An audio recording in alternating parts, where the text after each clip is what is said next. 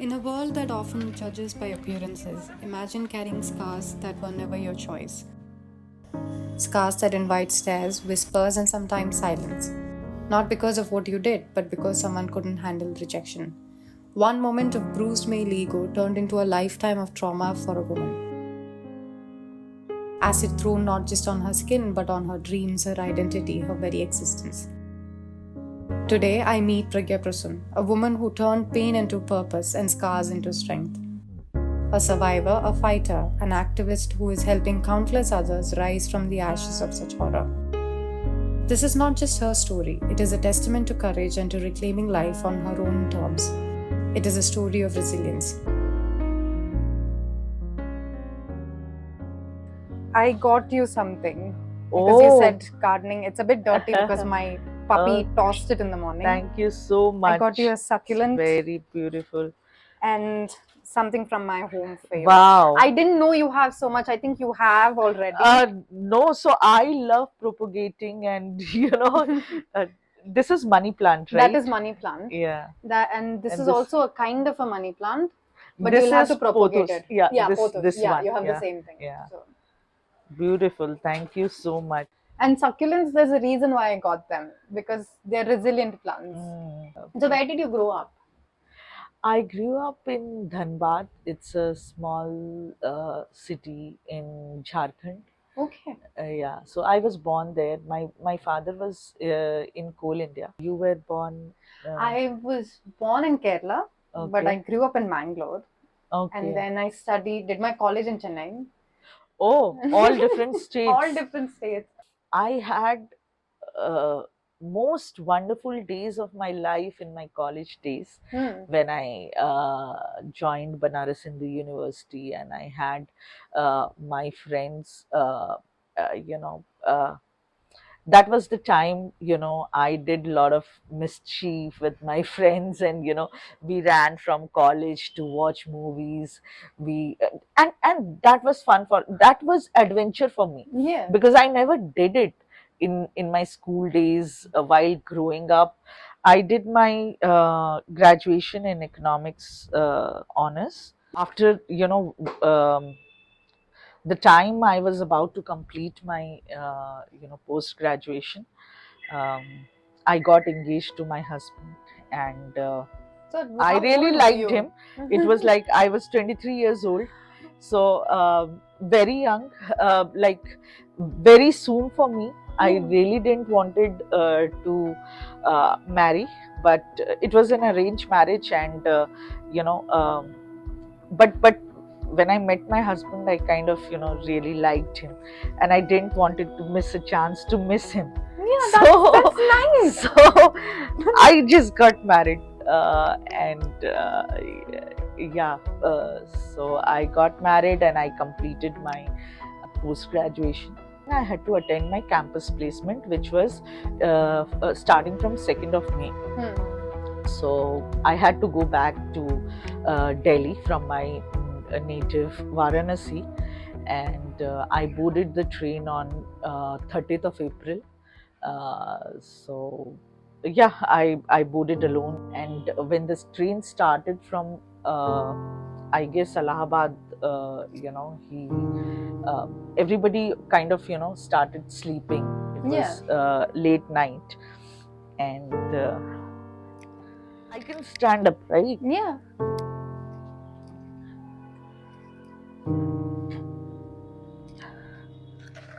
So I boarded the train around 6 p.m.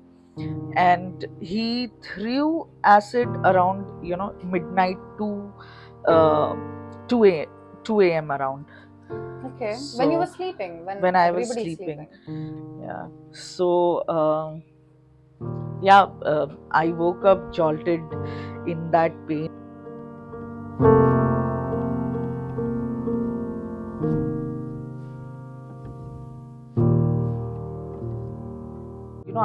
When I saw my hand, it was just fumes coming out of my hands. I couldn't understand what is happening. There was just boiling, like when water boils. The skin was coming up and down like that. And I was like in too much pain. I was just screaming in pain, it's burning, it's burning, and it's burning. And people started thinking that, there is some fire around, and, they all ran away from that compartment.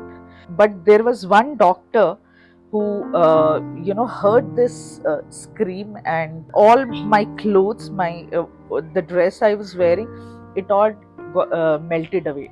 So, there was nothing on my top, and, everything.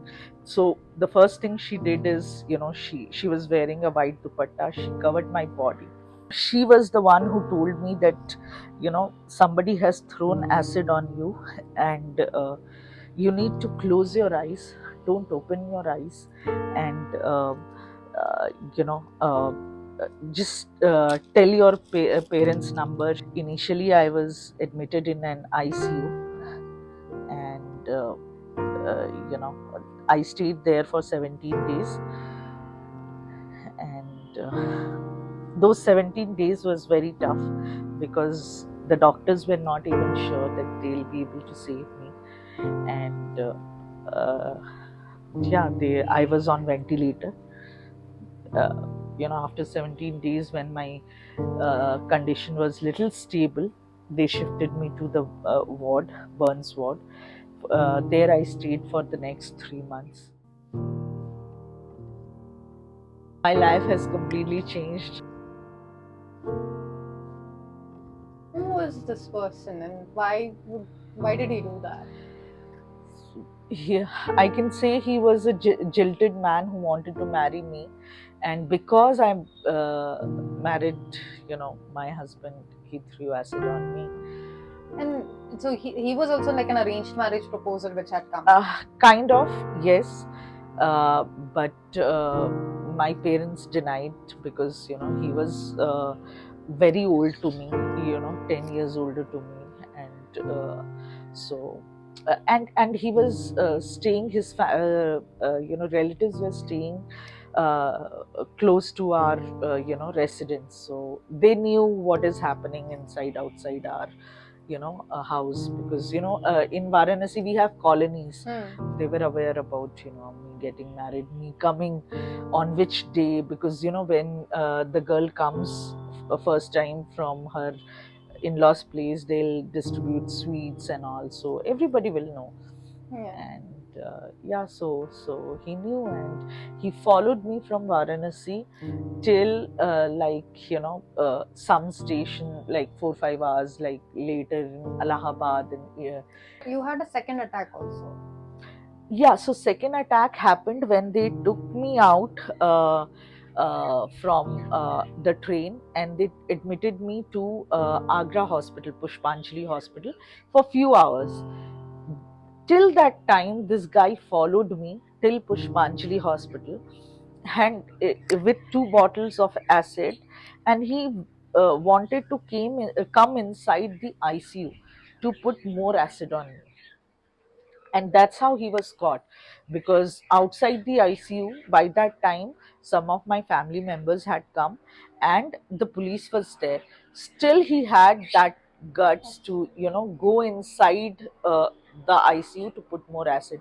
And when he was trying to go inside, nurses, they told nobody can go, and then he kind of fought with those nurses, and that's how he was caught.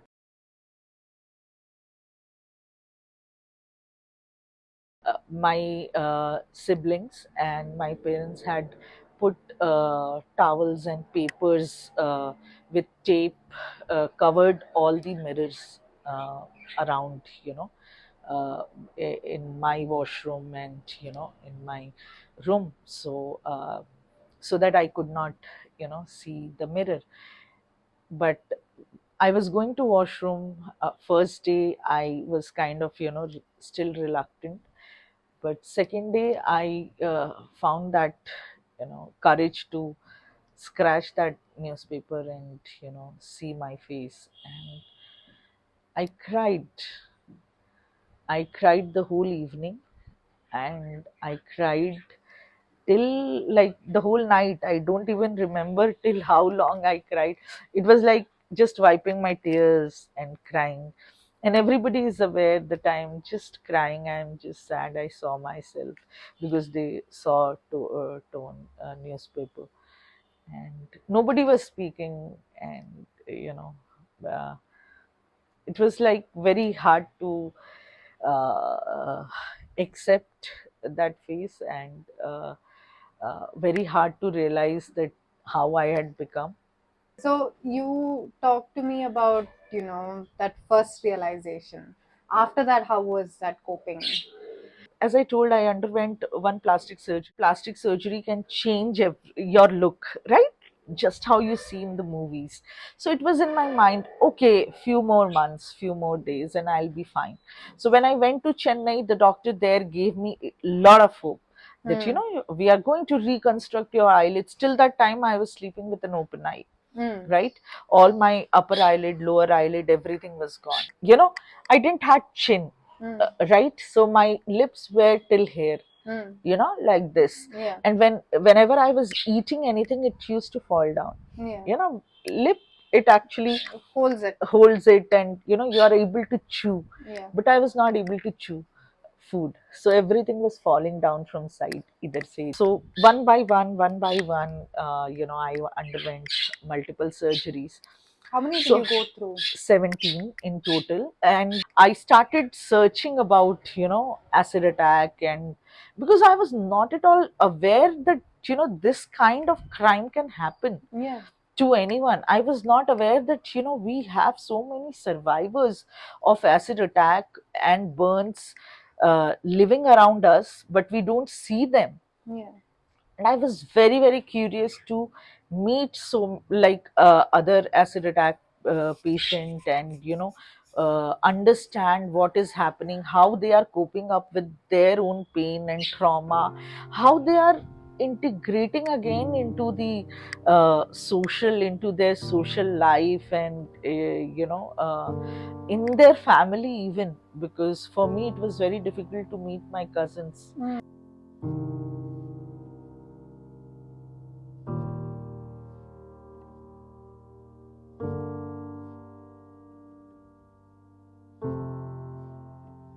It was very difficult to face uh, my relatives after that. Yeah. So, how are you able to do that during that time, which helped me to, at least be normal at home, Yeah. as if, nothing happened, right? You are still the same daughter, you are still the same sister, you are still the same wife.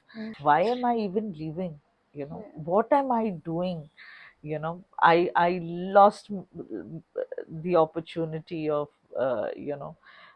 my campus placement, and I was trying to do something from home, which was at that point of time very difficult. And I I was not even sure whether my marriage will sustain or not. What am I going to do? What will my future be after 6 months? And you were newlywed. Yeah, I was not sure. But yeah, I took that step of coming out of it, uh, coming to this house, wanted to stay with my husband and start a life, at least away from that hospital. So yeah, and I never went back. And I still, at that time also and today also, I still need a lot of surgeries because I am not able to breathe from my nose properly. So I still, it's been 17 years, most of the time I breathe from my mouth. That's okay. Till the time I'm alive, I'll spend that time. I'm just used to of it. Yeah, but you've got two daughters now. Yeah, I have got two daughters, And I've seen pictures. yeah. So two beautiful daughters, and then you're start doing you're having an organization. Tell me about that. Like, how did that idea come, and how are you working with that? So initially, for me to recover from my own injury and trauma and whatever, just meeting people was very difficult. So that courage only came when my daughter was my first elder one was born, and I realized that I need to take her out in park and all, just like how I used to see other children. So without any hesitation that she deserves to be out, to make friends, I started going out. And there were faces which used to get scared seeing me. There were faces, pity faces, there were people, just random people coming, talking to me just to know my story and what has happened to my face, and then just going away, walking away without, as if they don't even know me, they have not even had a 10-minute chat with me. So there were those curious people, and that was okay. It took some time to understand and realize that people will come. They will have their own pity faces and pity words for me. And that's okay. It's okay. To tell myself that it's okay. Then I started trying to, get some job. And it becomes very difficult for me because, people would always deny that. And then I realized, what are the other patients doing? Started asking them, and all of them told, I don't come out. I never come out of my home. How can I come out? People will not leave me. They won't give me job. I told, why not? This is not my fault. I deserve a life. I deserve. I have qualification to get a job. Why this, my physical appearance is becoming a restriction to get a job, in spite of, me being a qualified person. And I realized, how important your physical appearance is to be with people, to get a job, to, just do anything in life. Your physical appearance is very, very important. And that hurted me. That hurted me a lot. And uh, I was at that position that at least I could do something, because, I knew the world. I knew the internet at that time.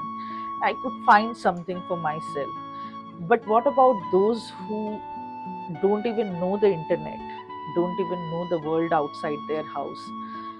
Who is supporting them? Who is helping them? And I had no answers for that. So I tried to become that answer for, those people. And that's how I started the Atijeevan Foundation.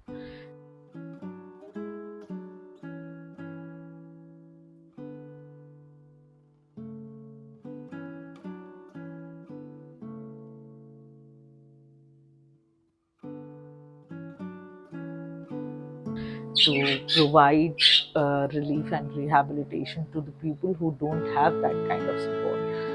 And I realized that almost 80% of burn patients come from underprivileged background, don't even have qualification to get a job, don't even have that kind of family support to get their surgeries done.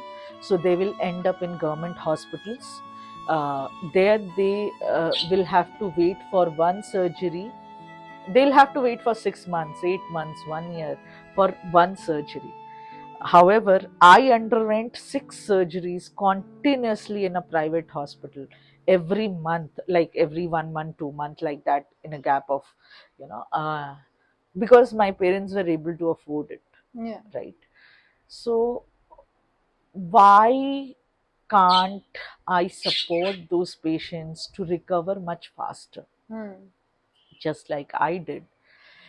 And I had that information, I had that knowledge, I had that contacts of the doctors whom I met during my course of treatment. I met a lot of plastic surgeons during my course of treatments, and I started working on one girl and then another, and getting support for their surgeries, and that's how it started. And Today we are able to do more than 250 surgeries for so many patients. uh, so yeah, the journey is still on.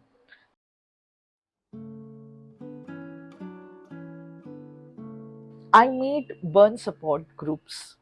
I started with Bangalore, and in different city I used to travel wherever there are burns ward, and I used to talk to those patients, and I used to held a 1 day workshop in different cities, in different location, to have a collective where we can talk to each other about our pain, how we recovered from it, and to support each other in terms of emotional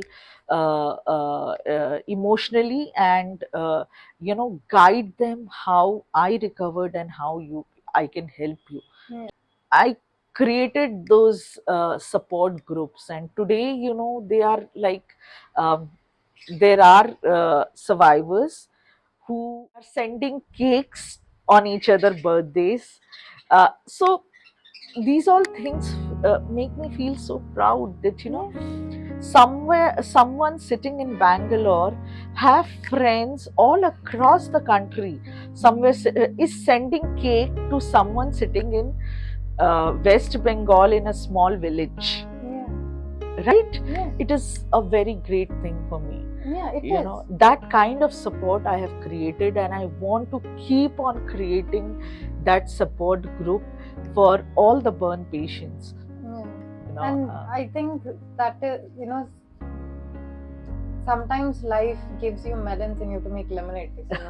So you made a beautiful world out of it, not just for yourself but for so many people, and that is beyond words, because I don't think normally anybody would have that courage in them to do it, and nobody ever will find that purpose when they are hit by life really hard.